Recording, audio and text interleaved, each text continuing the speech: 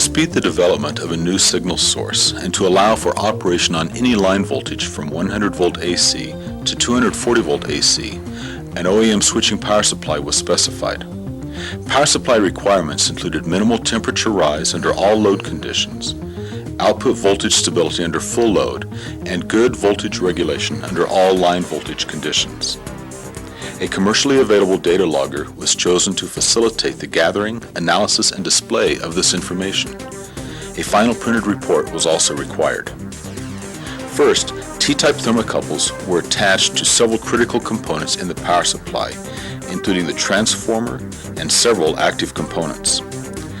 Next, the plus and minus 12 volt DC outputs, the plus 5 volt DC output, and the minus 5.2 volt DC output were attached to the data logger. The AC line voltage into the switcher was also monitored. Schematically, the inputs to the data logger are shown in this partial block diagram.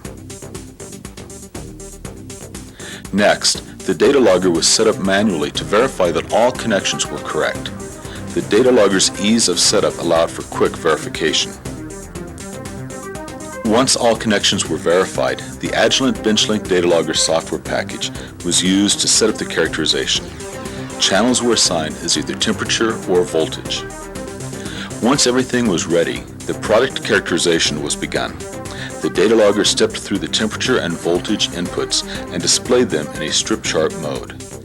As you can see, there was a temperature rise in the transformer as the load varied, but it was well within specifications. Similarly, output regulation was good under all load and line voltage conditions. The captured information was then put into a Microsoft Excel spreadsheet for further analysis. A final documentation report was generated and set aside for future reference. The use of a data logger for product characterization made the results both accurate and repeatable.